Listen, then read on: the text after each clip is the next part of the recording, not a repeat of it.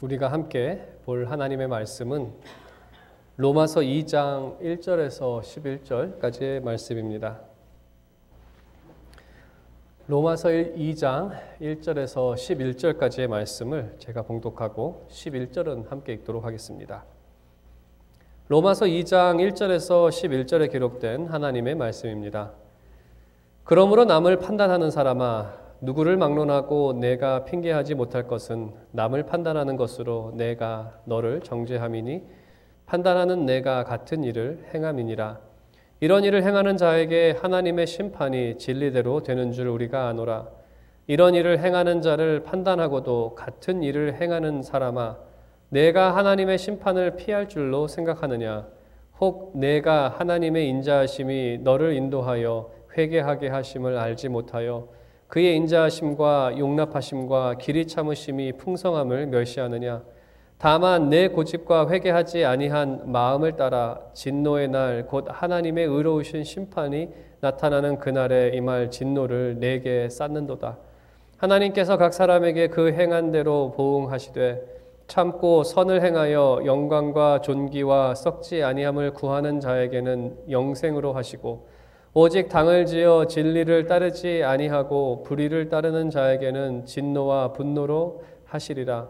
악을 행하는 각 사람의 영에는 환난과 곤고가 있으리니 먼저는 유대인에게요 그리고 헬라인에게며 선을 행하는 각 사람에게는 영광과 존귀와 평강이 있으리니 먼저는 유대인에게요 그리고 헬라인에게라. 함께 읽겠습니다.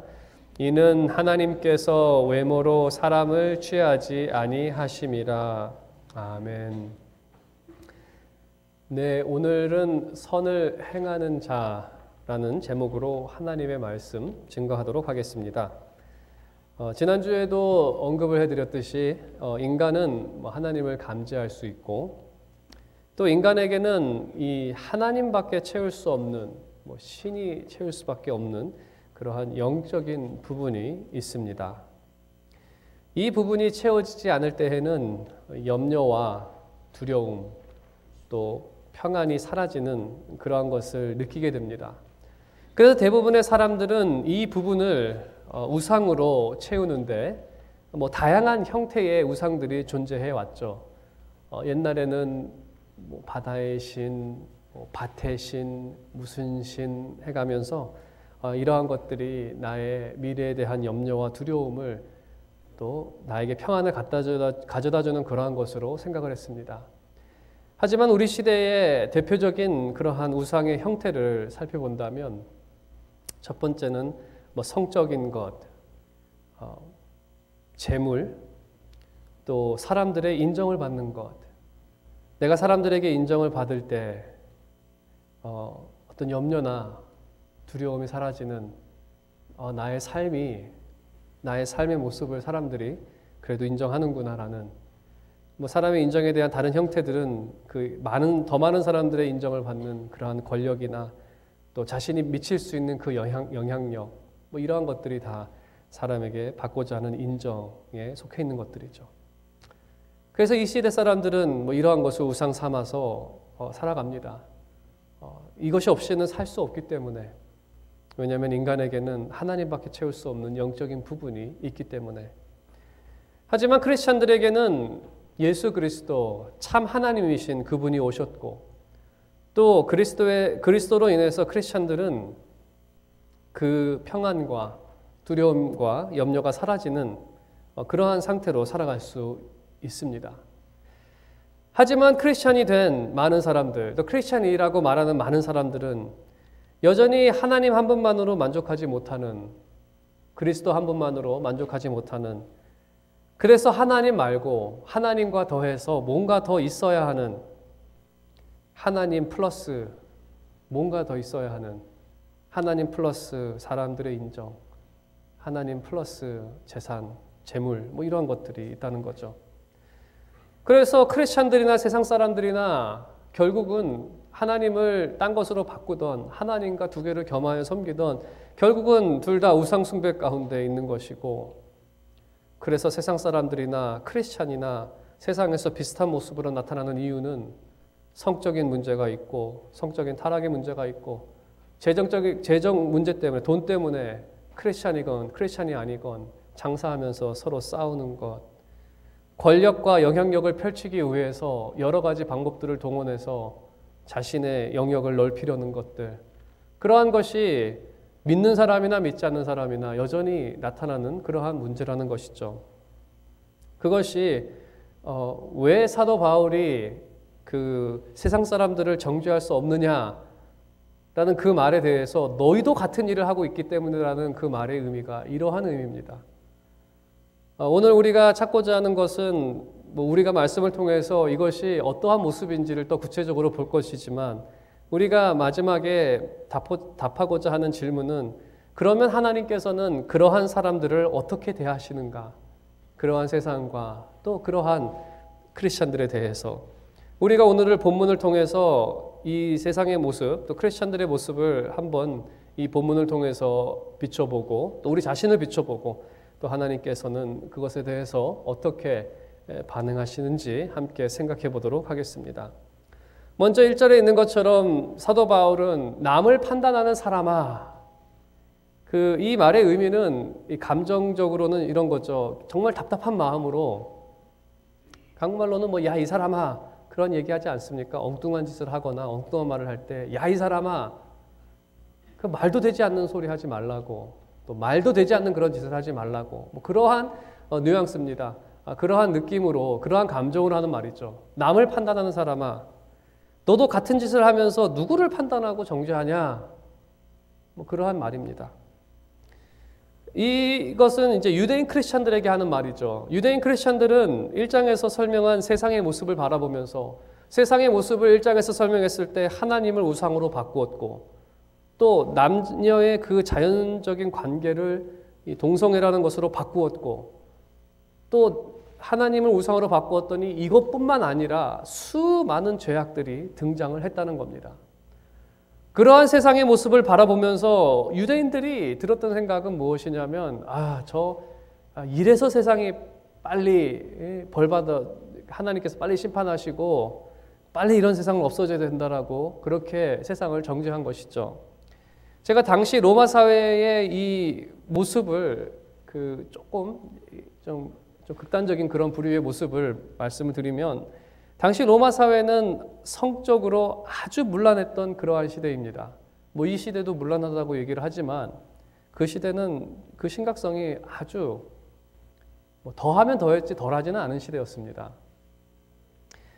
제가 후견인 제도라는 것을 잠깐 말씀을 드리면, 후견인이라는 사람을 후견인이라는 사람들이 있었습니다. 후견인을 둔다는 것은 당연히 사회에 진출할 때 자신의 어떤 승진이나 출세를 위해서 도와주는 사람이라고 얘기를 하고, 한국말로는 옛날에는 백이라고 했는데 요즘에는 뭐라고 부르는지 모르겠습니다.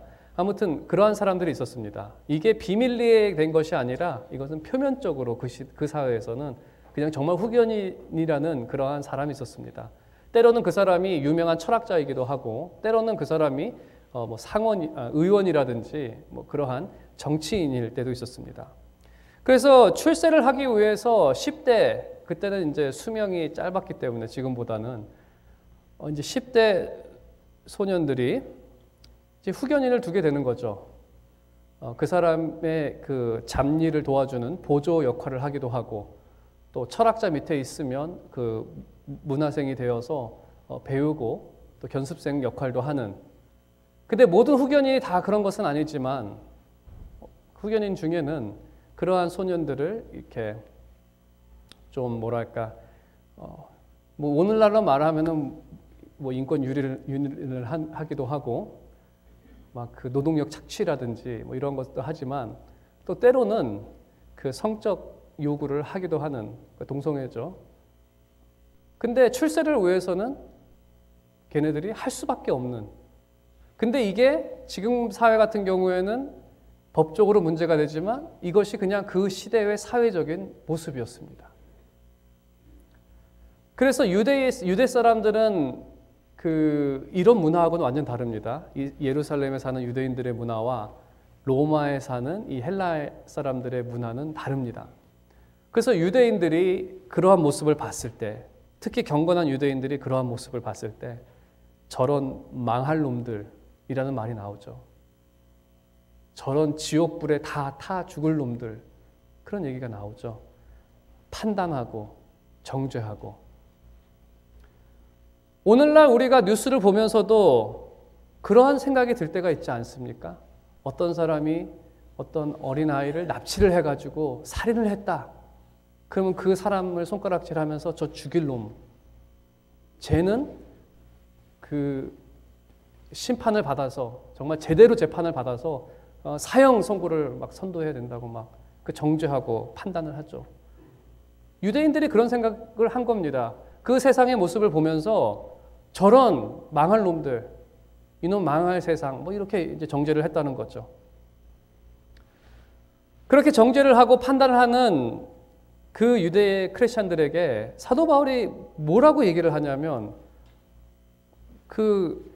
그렇게 정죄하는 사람들에게 너희도 똑같은 짓을 하지 않느냐? 너희도 똑같은 짓을 하지 않느냐?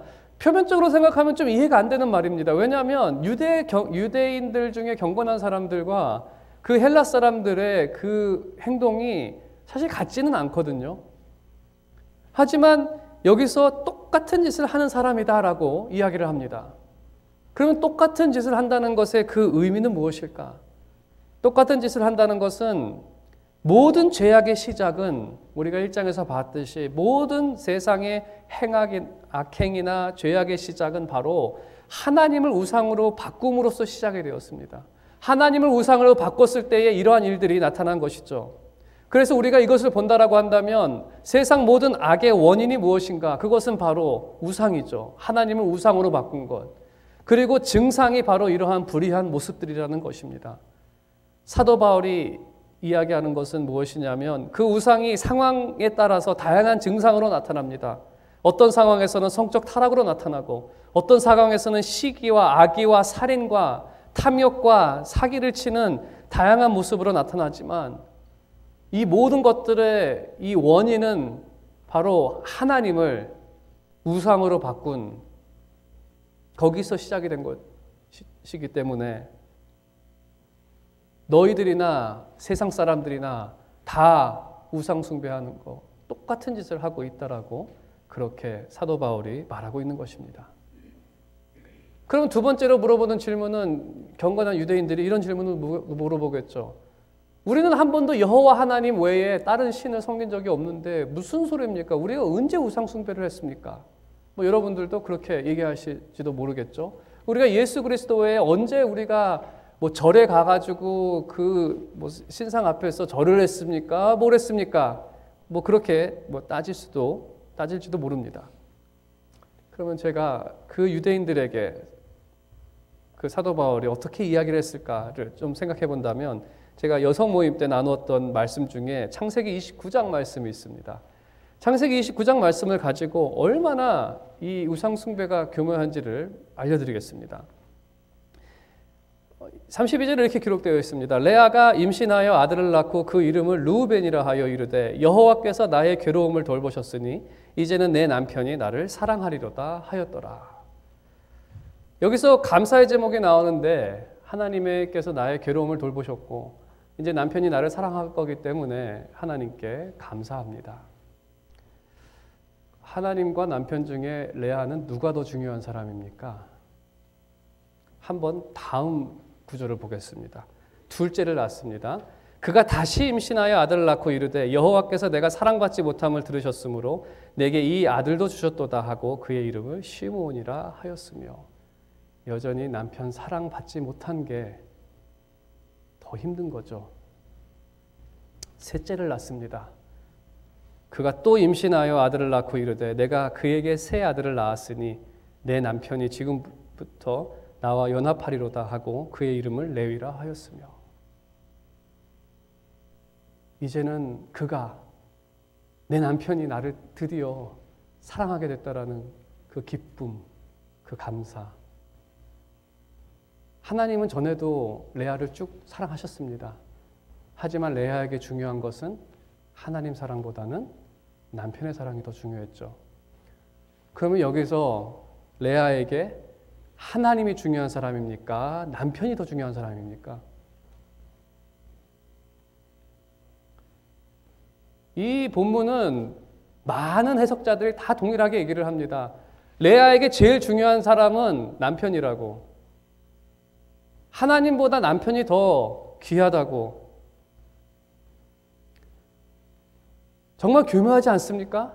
우리가 하나님께 감사와 찬양을 올립니다. 근데 그 감사와 찬양을 드리는 이유가 어쩔 때는 재물 때문에 감사를 드릴 때가 있다는 거죠. 유대인들의 상황을 다시 한번 말씀을 드리면 유대인에게 예수님이 하나님이라는 사실보다 더 중요한 것은 그 하나님이라고 말하는 그분이 나에게 무엇을 해줄 수 있느냐가 그에게는 더 중요했습니다. 그중 해줘야 되는 것 중에 만일에 이분이 로마를 내쫓아주면 그때부터는 그 사람이 하나님 되는 겁니다. 그때부터는. 하지만 예수님께서 택하신 것은 십자가였고 십자가 앞에서 모든 사람들이 다 그 예수님을 부인했습니다. 과연 여러분이 그 시험대에 올라올 때 해도 나는 여전히 주님을 사랑합니다라고 얘기할 수 있겠습니까? 과연 아브라함처럼 네 독자를 주라고 했을 때에 나에게는 이 독자보다 하나님이 더 귀하시니 그 신앙 고백을 할 수 있느냐는 그러한 도전적인 질문이기도 하는 것이죠. 아무튼 이 상당히 우상이 교묘하다는 것을 우리가 알 수가 있는데, 그러면 우리에게도 하나님보다 더 귀하게 생각하는 우상이 있을까라는 이제 질문을 우리가 하게 되죠. 그러면 우리가 우상을 어떻게 감지할 수 있는지 그 어떤 목사님께서 그 우상을 감지하는 방법에 대해서 이렇게 설명을 해주신 적이 있는데, 우상을 숭배한다는 것은 이제 우상을 사랑한다는 거죠. 사랑을 할 때는 때에 따라 낙심과 분노가 이렇게 일어납니다. 감정적인 변화가 갑자기 확 낙심이 된다든지 확 분노가 일어난다든지. 사람이 낙심과 분노가 발생하는 이유는 자신이 아끼는 것이 있기 때문에 그렇고요. 그 아끼는 것이 피해를 입거나 상처를 입게 됐을 때에 그것에 대해서 크게 낙심하고 이 일에 대해서 내가 할 것이 없을 때는 또 어쩔 때는 이제 분노로 두 가지 모습으로 나타납니다. 그러면 우리 가운데 낙심과 분노가 발생한다면 당연히 뭐 낙심과 분노가 발생한다고 해서 모든 것이 우상이라고 할 수는 없겠지만 적어도 내가 사랑하는 것이 무엇인지를 다시 한번 생각해 볼 수가 있습니다. 내가 무엇 때문에 지금 이렇게 낙심되어 있고 아니면 내가 무엇 때문에 이렇게 분노하고 있는지 그걸 한번 생각해 볼 수가 있는 거죠. 정말 내가 돈 몇 푼 때문에 지금 이렇게 분노하고 있는 건지 아니면 갑자기 마음이 확 낙심이 되는 건지. 제가 제 개인적인 말씀을 좀 드린다면 이제 저한테 이제 뭐 낙심과 분노는 무엇보다도 목사로서 가장 중요한 것은 이제 설교를 잘해야 되는데 설교를 못할 때, 그러니까 못하는 것을 제가 스스로 느낄 때라든지 아니면 타인이 그 얘기를 해줄 때, 그러니까 요즘에는 많이 얘기는 안 해주세요. 그게 무슨 얘기인지는 모르겠지만, 근데 옛날에는 그렇게 얘기를 해주시는 분들이 계셨어요. 타인이. 누가 이렇게 지적을 받는다는 것은 기분 좋지 않죠. 여러분들도 경험해 보셨을 테지만 그런 걸로 인해서 막 낙심이 되거나 이게 화가 났었습니다. 그러면서 정당화를 시키죠. 저 사람이 설교에 대해서 뭘 한다고 평가를 하느냐부터 시작을 해서 내가 시간이 얼마나 바빠서 정말 이것에 할애할 수 있는 게 너무나 짧은데 좀 그런 것 좀 배려해 주지 않지. 뭐 여러 가지 정당화를 시킵니다. 그런데 이거를 곰곰이 생각해 보면 결국 발견된 것은 우상이죠. 어떤 우상이었는가?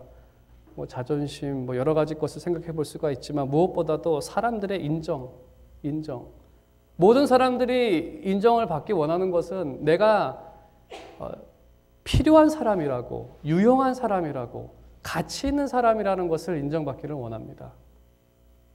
내가 설교자로서, 목사로서 유용한 사람이고 당신들에게 가치가 있는 사람이고 그러한 것을 인정받기를 원한다는 거죠. 사람의 인정을 받는 것. 그게 정말 큰 우상입니다. 많은 사람들의 우상이죠. 그래서 이러한 자신을 발견하게 되었을 때, 그렇게 되었을 때는 우리 이제 믿는 사람들은 믿음으로 이렇게 이겨내야 되는데, 믿음으로 이긴다는 것은 뭐 저 같은 경우에 예를 들어서 설교를 못한 것이 나의 잘못이었다, 내가 게을러서, 내가 뭐를 안 해서 그렇다. 그러면 그리스도 안에서 평안을 누리게 되는 거죠. 내 부족함 때문에 그리스도께서 십자가를 지시고 그리스도께서 나를 용서해 주셨구나. 하지만 이것이 내 실력의 한계라고 한다면, 이것이 내가 할 수 있는 최고치인데 그럼에도 불구하고 평가가 그렇게 나온다라고 한다면 그것도 또 주님을 바라보게 되는 거죠.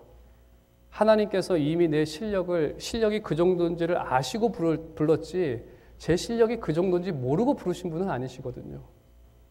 제 실력이 고만한 거 아시고 저를 부르셨고요. 그렇기 때문에 하나님께서 나같이 부족한 사람도 자신의 사역을 위해서 사용할 수 있다라는 그 확신, 그래서 이렇게 믿음으로 넘어갈 수가 있습니다. 그리스도 안에서 내 자신을 발견하게 됐을 때 다른 사람의 인정이 필요한 것이 아니라 하나님의 인정으로, 하나님 한 분만으로 충분하다고 해서 이렇게 넘어갈 수가 있는 거죠. 하지만 믿음으로 넘어가지 못한다면 어떠한 일이 발생하는가? 저도 초기에는 새로운 목표가 세웠는데, 새로운 목표가 무엇인가? 어떻게 하면 사람들의 인정을 받을 수 있을까? 그래서 다른 그 인정받는 목사님들을 봤더니 그분들이 사람들을 정말 잘 웃기고 잘 울리더라. 그러니까 사람들의 감정이 목표가 되는 거죠. 저 사람들을 내가 웃길 수 있으면, 아니면 눈물을 흘리게 할 수 있으면, 감동적으로 해서 둘 중에 하나만 있으면 내가 성공할 수 있겠구나.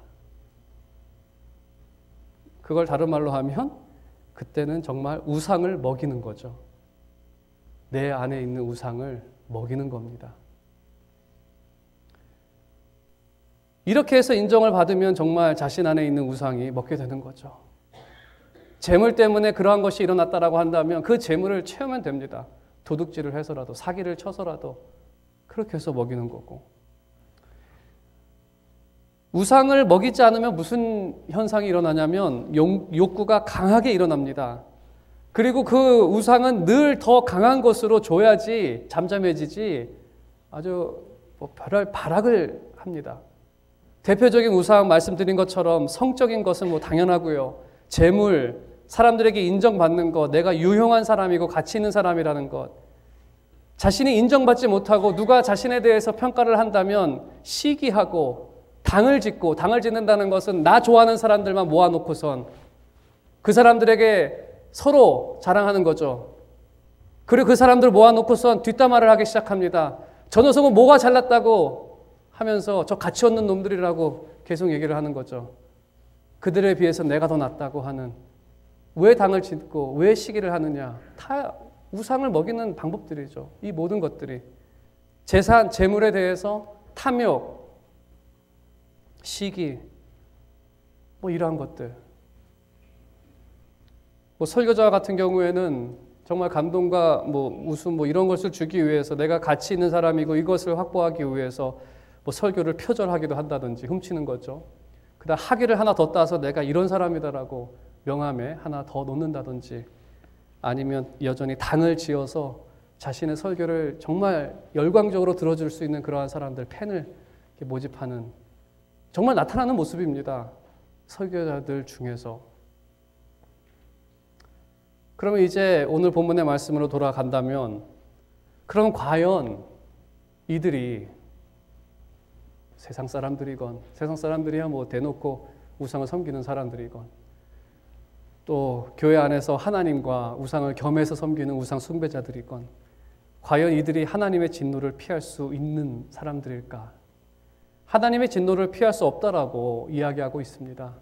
9절에 있는 것처럼 악을 행하는 자에게는 환난과 곤고가 있습니다. 반면에 10절에 선을 행하는 자에게는 영광과 존귀와 평강이 있습니다. 하지만 우리에게는 선이 없다는 것을 우리가 너무나 잘 알고 있고요. 3장에 가면은 그 사실을 너무나 잘 얘기해 주고 있고, 또 한 가지 문제는 11절에 있는 것처럼 하나님께서는 외모로 사람을 취하지 않습니다. 이 말은 너희가 유대인이라고 해서 특별하게 하나님께서 봐준다든지 헬라인이라고 봐준다든지 크리스찬이라고 봐주는 것은 아니죠. 유대인이나 헬라인이나 삶의 모습은 다르지만 모두 우상 숭배자라는 것입니다. 하나님께서는 편애하지 아니하시기 때문에 하나님의 공의로운 심판을 누구도 피할 수 없다는 것이죠. 그러면 이러한 세상에 대해서 또 심지어는 그러한 교회들에 대해서 그러한 세상에 대해서 하나님께서는 어떻게 하셨는가? 하나님이 사랑과 같다라고 한다면은 당장에 혼을 내주셨겠죠. 하지만 4절에 보게 되면 이렇게 기록되어 있습니다. 혹 내가 하나님의 인자하심이 너를 인도하여 회개하게 하심을 알지 못하여. 하나님께서는 그들을 인자하심으로 대하십니다. 단지 잘 모른다는 거죠. 여전히 그 가운데 살아가는 사람들이 인자로 대하십니다. 그 인자로 대한다는 것이 무엇인가? 다시 창세기의 그 레아의 말씀을 보게 된다면 레아가 첫 번째 아들을 낳고 남편 사랑에 대한 고백을 했습니다.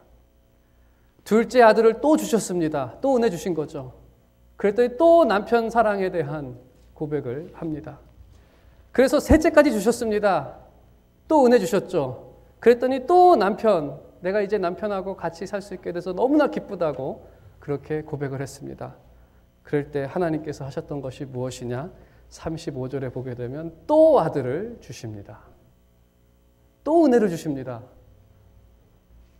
또 아들을 주셨을 때 레아는 이제 이렇게 고백합니다. 그가 또 임신하여 아들을 낳고 이르되 내가 이제는 여호와를 찬송하리로다 하고 이로 말미암아 그가 그의 이름을 유다라 하였고 그의 출산이 멈추었더라.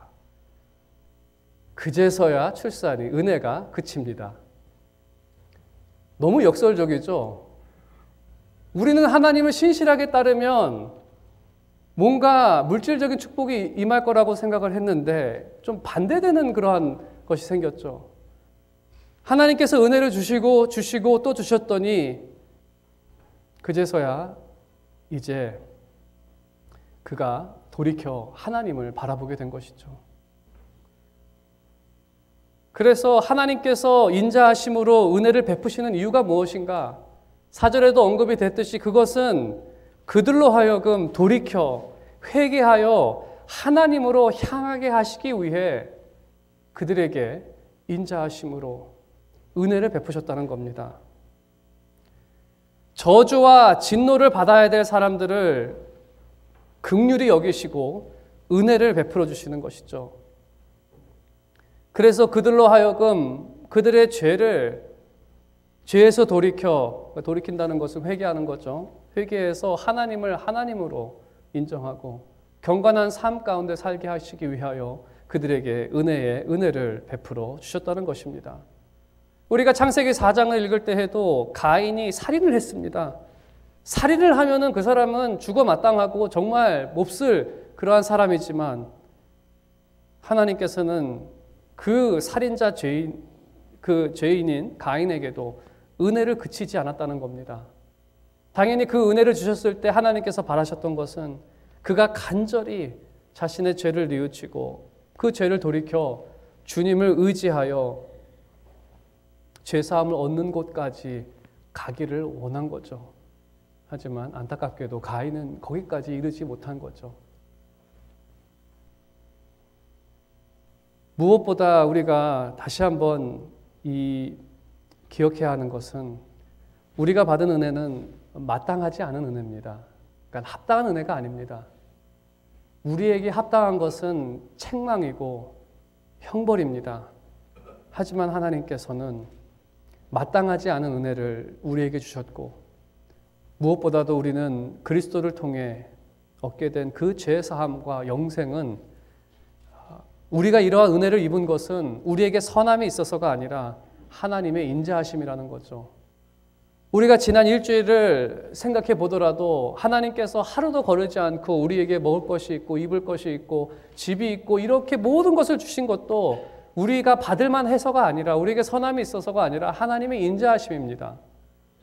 우리가 정말 때로는 하나님만을 섬기지 못하고 우상과 겸하여 섬기면서도 우리가 그러한 삶을 살면서도 하나님께서는 여전히 우리에게 먹을 것을 주시고 날마다 이스라엘에게 만나를 주었듯이 우리에게도 날마다 필요한 것을 채워주시고 또 우리에게 예수 그리스도를 통하여 죄사함과 영생을 주시는 것은 우리에게 어떠한 선함이 있어서가 아니라 하나님의 인자하심 때문에 그 하나님의 인자하심과 용납하심과 길이 참으심 때문에 그것이 너무나 풍성하시기 때문에 우리가 누리는 거죠.